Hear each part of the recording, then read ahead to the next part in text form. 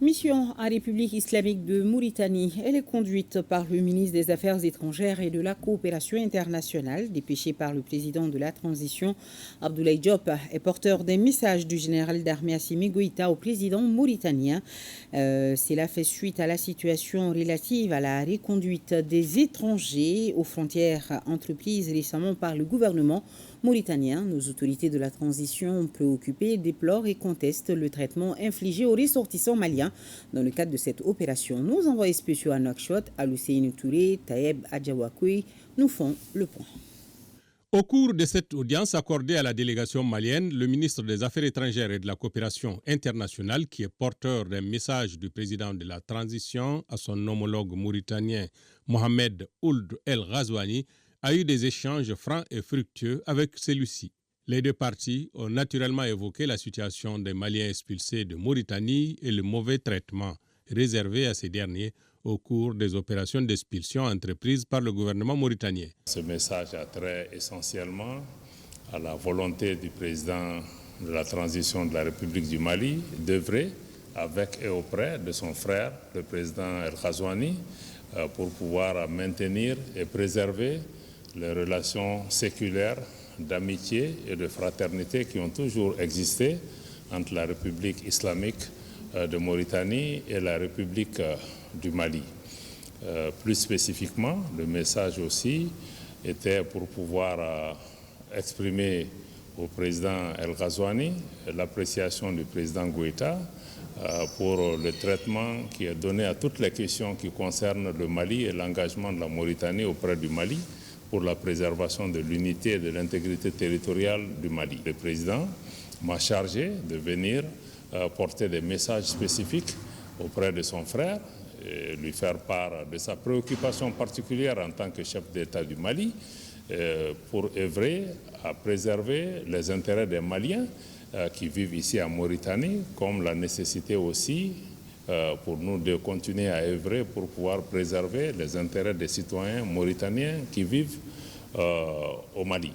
Le ministre Diop a également exprimé la volonté du président de la transition, le général d'armée Assimi Goïta, d'œuvrer de concert avec son homologue mauritanien dans le sens d'un meilleur traitement des Mauritaniens au Mali comme des Maliens en Mauritanie. À cet égard, les deux parties ont convenu de procéder à la révision d'un traité de libre circulation signé depuis 1963 entre le Mali et la Mauritanie. Ce que nous avons, au nom du président, transmis à son frère, c'est la nécessité, lors de ces opérations de refoulement, de veiller à ce que ça se fasse dans les conditions qui respectent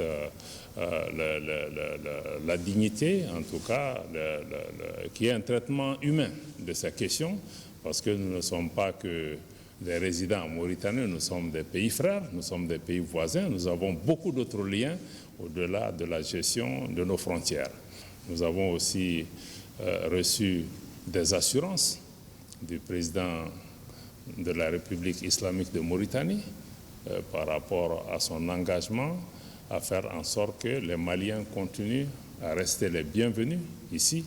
en République islamique de Mauritanie et qu'ils puissent vaquer à leurs occupations et que toutes les facilités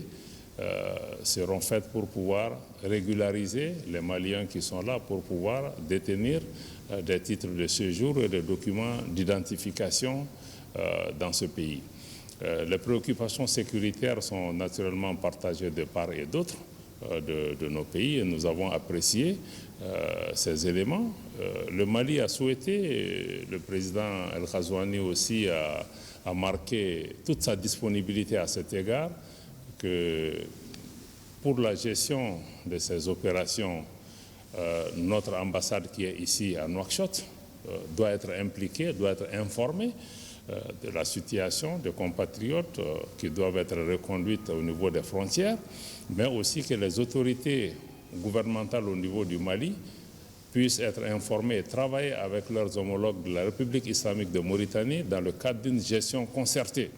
de ces questions. Parce que vous imaginez aussi que ces compatriotes qui arrivent chez eux au niveau du Mali, nous avons besoin aussi de prendre toutes les dispositions logistiques pour pouvoir les gérer, les accueillir et les orienter vers leur famille.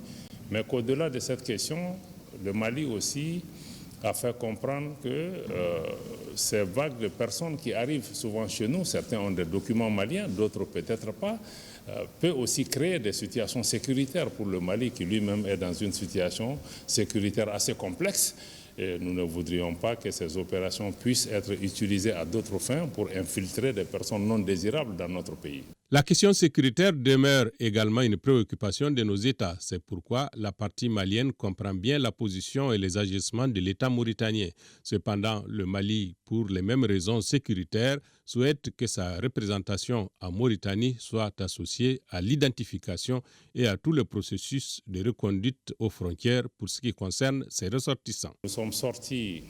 de cet entretien avec un message extrêmement fort du président Al-Ghazouani qui, d'ailleurs, sur le champ, a donné des instructions très très claires au niveau des services gouvernementaux pour faire en sorte que notre mission diplomatique ici puisse avoir accès à nos ressortissants qui sont dans des centres de détention et qui puissent travailler à mettre en place les conditions administratives pour pouvoir gérer et faciliter leur éventuel retour.